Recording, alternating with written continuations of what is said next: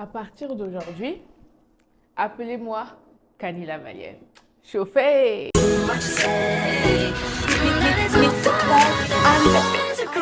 Hello tout le monde, j'espère que vous allez bien, moi ça va. Alors aujourd'hui on se retrouve pour une nouvelle vidéo. Je sais, j'ai pris beaucoup de temps à faire la deuxième vidéo, mais je suis maintenant de retour au Mali après avoir passé 1 mois et demi en France pour faire ma vente privée et notamment régler des problèmes administratifs. La Go est de retour. Je tenais vraiment dans un premier temps à vous remercier pour tous les commentaires et tous les likes que vous m'avez donnés pour ma première vidéo de mon installation au Mali. Sachez que ça m'a fait tellement plaisir, je ne m'attendais vraiment pas à toute cette envergure. En regardant vos commentaires, en regardant les vidéos, je me suis rendu compte que les gens étaient là en mode Kani, moi aussi je vais venir m'installer au Mali, je vais faire comme toi, faut me donner des conseils. Tout est beau, tout est rose. Les gens, pour s'installer au Mali, c'est chaud. Est-ce que vous êtes prêts? Non, non, non, je répète, est-ce que vous êtes prêts pour vous installer au Mali? Parce que quand vous vous installez au Mali, il y a tellement de choses. Il va se passer tellement de choses dans le cours de votre installation que vous allez péter un câble. Voilà pourquoi j'ai décidé de faire une vidéo avantages et inconvénients de s'installer au Mali. Et bien entendu, tout ce que je vais vous donner, c'est par rapport à mon expérience personnelle. Commence par les avantages ou les inconvénients? Je vais commencer par les avantages parce que si je commence par les inconvénients, je serai trop énervée pour faire le reste de la vidéo. Le premier avantage quand vous venez vous installer au Mali, c'est que la vie est moins chère par rapport aux autres pays. C'est-à-dire par rapport à la France, par rapport aux États-Unis et même par rapport à d'autres pays de l'Afrique de l'Ouest comme par exemple le Sénégal ou la Côte d'Ivoire. Le type d'appartement que moi j'occupe ici, si vous cherchez ce type d'appartement au Sénégal ou en Côte d'Ivoire, ça peut vous revenir beaucoup plus cher. Deuxième avantage de mon installation au Mali, c'est le soleil. Franchement, je ne sais pas si les gens se rendent compte à quel point le soleil peut avoir un avantage sur la peau, sur le mental. Les gens, c'est-à-dire, imaginez quand vous êtes en France, vous allez travailler, il pleut, il neige, il grêle, il tout. Alors qu'ici au Mali, bon, même si les choses avancent plus lentement, il y a du soleil. Et franchement, les gens sont de bonne humeur et vous-même, vous êtes de bonne humeur. Ça se ressent sur votre physique, sur votre peau, sur votre mental. Moi, personnellement, dès que l'avion atterrit, mon teint change. Quand je suis partie en France, à les gens, c'est-à-dire que j'ai passé une nuit, je me suis réveillée et j'avais des cernes jusque-là. Mon visage était devenu gris. Le troisième avantage au Mali, c'est le social. C'est-à-dire que les gens sont vraiment très ouverts, très gentils. C'est-à-dire que si vous avez besoin d'aide, vous pouvez demander à quelqu'un, excuse-moi, est-ce que tu peux m'aider à porter telle ou telle chose? Par exemple, moi, à chaque fois, ça m'arrive quand je fais des courses. Je demande, excuse-moi, est-ce que tu peux m'aider à porter? Les gens vous aident volontiers sans rien vous demander en retour. Alors que par exemple, en France, les gens te bousculent, les gens te poussent, les gens te voient galérer avec tes courses, personne t'aide. Moi-même, quand j'étais enfant, j'étais personne. Tiens, la vie est trop dure là-bas pour aider qui que ce soit. Et comme il y a aussi le côté cousinage, etc. Donc, vraiment, l'ambiance, elle est bien. Les gens ne se prennent pas la tête, il fait beau. Le quatrième avantage au Mali, et selon moi qui est l'un des avantages les plus importants, c'est le fait de pouvoir s'offrir une servante. C'est-à-dire que pouvoir avoir quelqu'un, une aide ménagère qui puisse venir t'aider à faire des courses, à faire ton ménage, à faire à manger. Et ça, franchement, c'est tellement bien, les gens. Tu te réveilles le matin, ton petit déjeuner est déjà fait, le ménage est fait, la nourriture est faite. En fait, tu n'as pas besoin de te casser la tête pour ces choses. Alors qu'en France, les gens vont dire oui, mais tu dis toujours par rapport à la France. Moi, je suis née en France, j'ai grandi en France, donc je vais toujours vous comparer à la France. En France, déjà, tellement tu es fatigué, tu rentres à la maison, tu ne fais pas à manger. Pour faire le ménage, tu attends le week-end. Parce que t'es KO. T'as tellement la flemme de faire à manger que tu commandes. Par exemple, moi, je commandais à chaque fois. Et je pense que c'est à partir de là même que j'ai commencé à grossir. Parce que j'avais pas le temps de préparer et j'avais même pas envie. Parce que tu prépares, après tu salis, après tu nettoies. Alors je suis trop fatiguée et je travaillais tellement à l'époque que laisse tomber. J'avais vraiment pas le temps et j'avais vraiment pas envie. Maintenant, on va passer aux inconvénients. Laissez-moi m'asseoir correctement. Parce que là, on va commencer à parler des choses intéressantes. Quels sont les inconvénients de quand vous allez venir vous installer au Mali? Premier inconvénient, le manque de professionnalisme. Les gens, le manque de professionnalisme. J'ai tellement d'exemples quand je suis venue m'installer au Mali du manque de professionnalisme que j'ai rencontré. Première chose, mon canapé. Ça, je vais le dire encore et encore. J'ai demandé un canapé bleu roi. On m'a fait un canapé orange, que parce que orange c'est joli et qu'il n'y a pas bleu roi. Sans me demander. Pareil pour ma peinture. J'ai demandé une peinture spécifique avec une couleur précise. On m'a fait une autre couleur que non, la couleur que tu as dit, c'est trop cher. En fait, les gens prennent des décisions comme ça à votre place avec votre argent. Non, c'est grave. Et le manque de professionnalisme, je l'ai rencontré à tous les niveaux. Pas seulement avec les artisans, mais aussi avec des personnes qui travaillent dans la banque, dans l'administration ou même par exemple à les agences de voyage. Il y a pas mal de personnes qui me demandent « Oui, tu peux nous passer le contact de ton agence, etc. » Et franchement, j'hésite à vous passer parce que Déjà, quand j'ai trouvé l'appartement, c'est mon petit frère qui l'a trouvé en se baladant. Il a demandé au gardien. Le gardien a dit oui, il y a une maison disponible. Il lui a passé le numéro de l'agence, etc. Et ça s'est fait. Je suis venue m'installer pour visiter l'appartement. L'appartement nous a plu. On est parti signer le contrat. Maintenant, pour venir habiter dans l'appartement, on n'avait pas les clés. On ne nous a pas donné de clés. On a demandé à avoir les clés. Ils me disent quoi? Donc, j'ai demandé au gardien, est-ce qu'on pourrait avoir les clés de l'appartement parce qu'on n'a pas de clés? Le gardien dit non. Pour avoir les clés, il faut payer 5 000 parce que les clés ont été perdues. Depuis quand tu rentres dans l'appartement dans lequel tu as habité, tu payes pour avoir des clés? Ça, c'est de 1. Et depuis quand, pour copier une clé, c'est 5 000? Vous voyez les trucs comme ça. En fait, moi, les trucs comme ça, c'est des trucs comme ça qui m'énervent. J'ai appelé l'agence nous dit non, le gardien a perdu la clé, donc il va falloir copier la clé. Mais en fait, de base, c'est pas à moi de copier la clé, c'est à vous de faire en sorte que tout soit nickel quand moi je rentre. Parce que déjà, de 1, je vous paye. Le propriétaire aussi vous paye pour que tout soit nickel et vous puissiez accueillir les prochains clients. De 2, quand je suis venue pour venir m'installer, je me suis retrouvée à payer une facture de 10 000 francs CFA parce que le gardien se servait ici. C'est-à-dire qu'il prenait son eau ici, dans le plus grand des calmes. Et après, on nous ramène la facture alors que moi, je n'avais jamais habité ici. Donc, vous voyez, il y a plein de petits trucs comme ça qui font que, franchement, ça énerve. Le manque de professionnalisme est vraiment très présent ici au Mali. Mais les choses sont en train de changer, mais il y a encore beaucoup de choses à faire. Le deuxième inconvénient que j'ai rencontré quand je me suis installée ici au Mali, c'est les coupures d'eau et les coupures d'électricité. En France, ça n'existe pas. Bon, maintenant, ça existe parce qu'il y a la guerre de l'Ukraine et tout, mais ça, c'est quelque chose auquel on n'est pas confronté. Donc, on n'a pas tout ce qui est coupure d'eau, coupure d'électricité. La dernière fois, j'étais en train de me laver, l'eau s'est coupée. Et j'avais pas rempli un seau d'eau, j'avais rien rempli. Donc, du coup, je suis restée comme ça avec le savon, comme ça, à attendre que l'eau revienne. Franchement, ça faisait trop pitié. Toi, tu es là, tu te prépares pour te saper, pour sortir, l'eau se coupe. Donc, il faut toujours faire des réserves d'eau, l'électricité, il y a des personnes qui ont des panneaux solaires, etc. Mais je peux vous dire que c'est très, très pénible, surtout quand tu travailles avec de l'électricité et que tout le temps, le courant se coupe. Inconvénient numéro 3, qui est selon moi l'inconvénient qui me fatigue le plus, c'est le côté social au Mali. J'avais dit que le social, c'était un avantage, mais je trouve que c'est aussi un très, très gros inconvénient. Pourquoi? Parce que ici, au Mali, comme on dit, le dimanche à Bamako, c'est le jour de mariage. Tous les dimanches ici, il y a des mariages. Et c'est sûr que dans ta famille, tous les dimanches, il y a un mariage. Ce qui veut dire que tu dois aller participer au mariage. Qui dit participer au mariage, faire des vêtements. Qui dit faire des vêtements, coûte de l'argent. Ensuite, quand tu arrives dans le mariage, tu dois donner de l'argent aux parents, tu dois donner de l'argent aux griots. Et en fait, c'est trop. On a une très, très belle culture. On a de très, très belles traditions. Mais je ne sais pas comment on peut économiser avec autant de mariages. Je ne sais pas comment les gens ils font ici. Je ne sais pas comment les mamans font. Tous les dimanches ou tous les jeudis, elles sont en mariage. Je ne sais pas comment elles font pour économiser. C'est incroyable. Moi, personnellement, j'ai arrêté d'y aller. Si ce n'est pas des gens proches que je connais, moi, j'y vais plus. Non. Et moi, déjà, mon budget, il est limité. Si on dit que mon argent aussi, je dois le prendre pour aller distribuer comme ça aux griots. Bon, déjà, je ne donne pas d'argent aux griots. Laisse ça à ma mère, elle va gérer. Je vous jure que non. Et on ne peut pas s'en sortir. On ne peut pas s'en sortir. Un autre inconvénient que j'ai rencontré quand je me suis installée ici au Mali, c'est le regard des gens. C'est-à-dire qu'ici, c'est pas comme en France, c'est pas comme en Europe où tout le monde s'en fout de tout le monde. C'est-à-dire que tu sois bien habillé ou tu sois mal habillé, les gens, ils n'ont pas le temps, tout le monde est sur son téléphone, tout le monde va travailler, c'est assez compliqué. Mais ici, tout le monde se regarde, tout le monde te regarde. Et même un jour, j'ai eu un accrochage avec le gardien parce que du coup, moi, j'avais pas la clé de la grande porte pour pouvoir rentrer la nuit, etc. Et je lui ai fait savoir que j'avais pas la clé. Donc, est-ce que quand je l'appelle, il pouvait m'ouvrir la porte pour que je puisse rentrer dans l'appartement? Et il m'a fait comprendre que lui, il dort. Hein, donc, moi, si je l'appelle, il répond pas. En tout cas, il dort. Je dis, ok, d'accord, tu m'appelles sur ce numéro et tout. Et je vais te répondre et comme ça, tu vas monter. Ensuite, je suis rentrée vers les 3h, 4h du matin. Et donc, je l'appelle.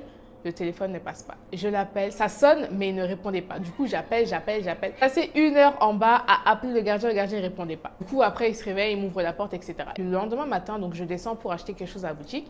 Et je lui dis, ouais, hier, je t'ai appelé. Du coup, il m'a dit, mais toi-même là, tu fais quoi jusqu'à 4h, 5h du matin dehors? Hein? Tu peux pas rester à la maison? Quand il m'a dit ça, j'ai dit, ok, d'accord. J'ai compris. Le pire, c'est que je n'étais même pas partie en boîte ou en soirée. J'étais partie chez Oudikasso, donc c'est un endroit où on fait des activités, on se retrouve et tout, on rigole, on parle, etc.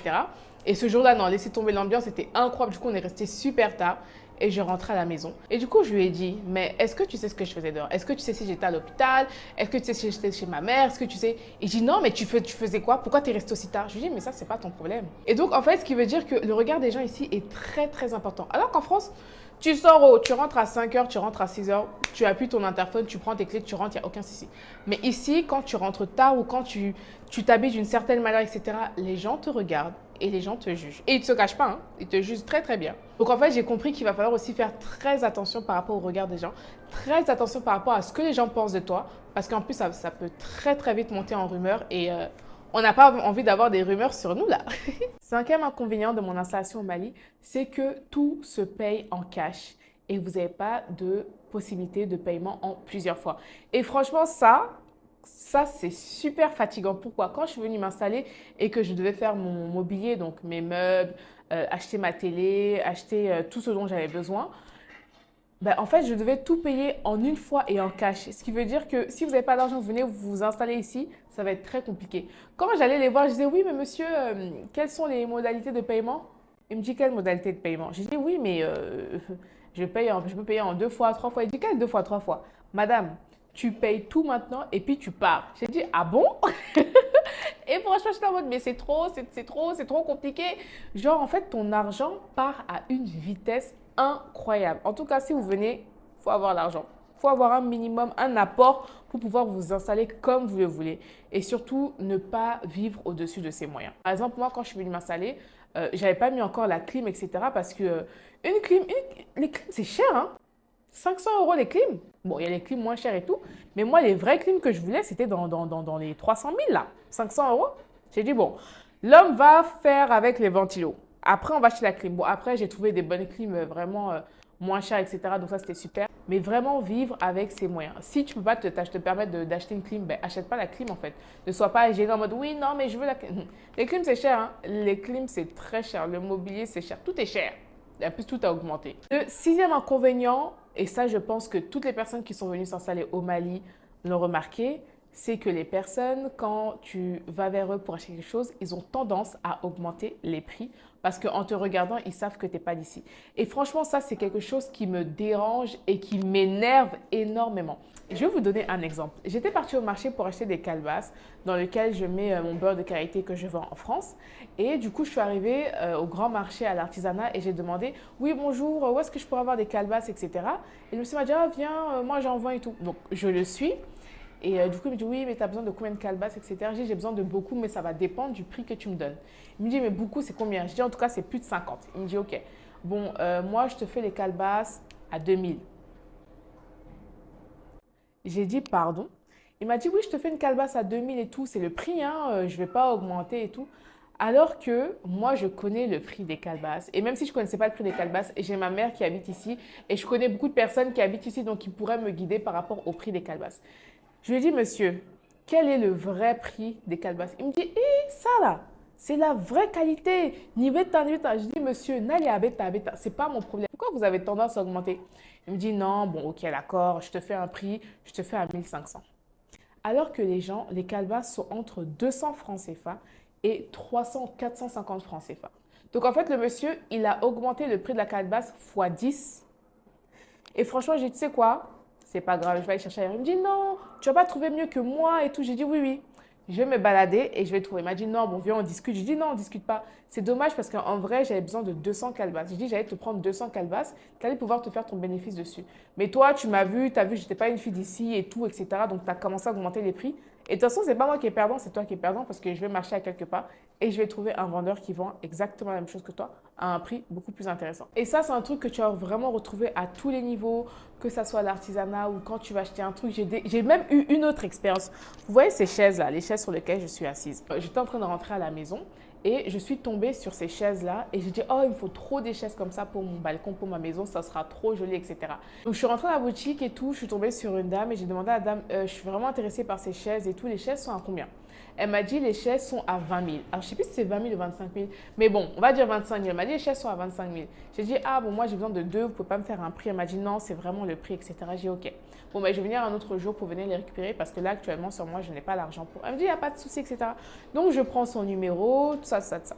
Quand j'ai les sous, j'appelle la dame, je dis oui, je veux passer pour récupérer les chaises et tout. Elle me dit, il n'y a pas de souci, passe et tout, je suis là. Déjà, je suis passée. Elle n'était pas là, la boutique était fermée. Je l'appelle, je dis oui madame, je suis là. Elle me dit ah non, nous on est sortis, etc. Mais bon, si tu n'es pas trop pressée, on va venir. Je dis mais vous venez dans combien de temps? Elle dit 45 minutes. Je dis non, moi je suis vraiment très pressée, j'avais besoin des chaises maintenant. Elle me dit bon, c'est pas grave, on va te faire livrer les chaises, etc. J'ai dit ok, il n'y a pas de souci. Après elle me dit oui, mais pour les chaises, je t'avais dit combien? Je lui ai dit ah les chaises, tu m'avais dit 25 000. Elle m'a dit ah bon? Elle m'a dit non, non, non, le prix c'est pas 25 000. Hein. J'ai dit ah bon? Elle m'a dit non. J'ai dit mais du coup le prix c'est quoi? Et le prix c'est 35 000. J'ai dit, madame, quand je suis venue la dernière fois, vous m'avez dit que c'était 25 000. Elle m'a dit, non, on ne s'est pas compris, je me suis trompée, c'est pas 25 000, c'est 35 000, c'est même pas moi qui vends, je vends pour quelqu'un, etc., etc. Et en fait, ça m'a tellement énervée parce que moi, j'avais déjà imaginé ma décoration avec ces chaises-là. Et du coup, je dis, hey, tu sais quoi, c'est pas grave, on fait livrer les chaises. Et d'ailleurs, même quand la dame est venue, elle m'a dit, oui, si tu as d'autres clientes, n'hésite pas et tout. J'ai dit, oui, oui. Moi, te donner d'autres clientes alors que tu as augmenté le prix de 10 000. Septième inconvénient que j'ai rencontré ici au Mali, c'est le manque d'activité. Il n'y a pas beaucoup d'activités à faire ici. En fait, tu fais très vite le tour. C'est-à-dire que quand il y a quelque chose de nouveau qui sort, tout le monde s'empresse pour aller le faire. Bon, on le fait et après, en fait, il n'y a plus rien à faire. Et ce qui est super, c'est que les choses commencent à s'activer. Les gens commencent à prendre conscience qu'il faut créer des activités au Mali parce qu'il y a de plus en plus de personnes qui viennent s'installer et aussi de plus en plus de personnes qui viennent visiter le Mali. Ça change les idées, on s'amuse, etc. Mais je trouve quand même qu'il n'y a pas beaucoup d'activités. On fait très vite le tour.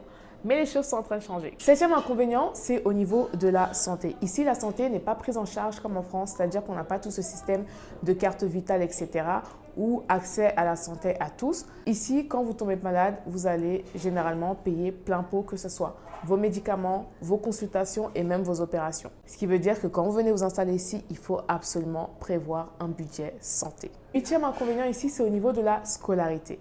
La scolarité est généralement payante au Mali. C'est-à-dire que si vous voulez mettre vos enfants dans de bonnes écoles, donc c'est-à-dire dans des écoles privées, il va falloir préparer un budget scolarité et ce budget peut des fois être très élevé. Moi, je me rappelle quand j'ai fait ma seconde à Liberté, qui est le lycée français ici au Mali, je pense que ma mère, elle payait dans les millions, hein, dans les 2500 €, 3000 et quelques euros pour ma scolarité. Donc franchement, c'est énorme. Après, j'ai fait ma deuxième année dans un lycée malien qui s'appelait Codanso, d'ailleurs, ça fait partie de mes meilleures années ici au Mali parce que du coup, je ne sais pas si vous savez, mais j'ai vécu 3 ans ici et du coup, j'ai fait ma scolarité. Et franchement, donc c'était un lycée malien et c'était trop bien. Et la scolarité était moins chère. Il me semble que la scolarité était entre 150 000 et 300 000 tous les trimestres. En plus, ce qui était trop mignon, c'est qu'on portait tous des uniformes, donc ça changeait complètement de ce que j'avais l'habitude de faire en France. Donc si vous venez avec vos enfants, préparez un budget scolarité. Dernier inconvénient quand je suis venue m'installer au Mali, c'est que tu n'as pas de relation, tu es zéro. Et en fait, ça peut être un inconvénient et un avantage. Parce que du coup, si tu connais du monde, tu peux acquérir des choses plus rapidement, rentrer dans des réseaux plus rapidement. Mais si tu es là, tu viens t'installer et tu connais personne, ça peut être plus compliqué pour toi. Mais ça, de toute façon, c'est comme dans tous les pays du monde. Mais je trouve qu'au Mali, c'est vraiment très présent. Au moins, par exemple, des fois, en France, tu poses ton CV, à 60%, tu as une chance d'être recruté grâce à ton CV. Mais ici, au Mali, tu peux poser ton CV comme tu veux. C'est pas la peine. Enfin, ça, des fois, ça marche, mais si tu as le réseau, c'est beaucoup mieux. Ça fait beaucoup d'inconvénients. Mais quelque chose qui est vraiment très bizarre, c'est que malgré tous ces inconvénients, moi, c'est ici que je me sens le plus à l'aise, que je me sens vraiment en paix. Même si on n'a pas de sécurité sociale, on n'a pas de carte vitale, on a le courant qui se coupe, l'eau se coupe, les gens vous observent, le côté social est quand même pesant. Moi, c'est vraiment au Mali où j'ai trouvé ma paix et où je me sens à l'aise. Et je suis vraiment très contente de m'être installée ici. Bon, le chemin n'est pas encore terminé, il y a encore beaucoup d'étapes à faire, mais franchement, je suis tellement motivée et on va le faire en fait. Surtout, je me dis que si nos parents ont réussi à quitter l'Afrique pour aller s'installer en Europe en ne parlant pas la langue, en n'ayant aucune connaissance du mode de vie là-bas, en n'ayant aucune relation, en n'ayant pas fait d'études et pourtant, ils ont quand même réussi à s'en sortir. Nous, en venant nous installer ici en Afrique, on peut faire 10 fois mieux. Parce que peu importe ce qui se passe, on a quand même de la famille ici, on a le soleil, les gens sont bienveillants. Même si des fois, ils essayent de nous escroquer, mais à Managaturo, ici, c'est chez nous. On a fait des études.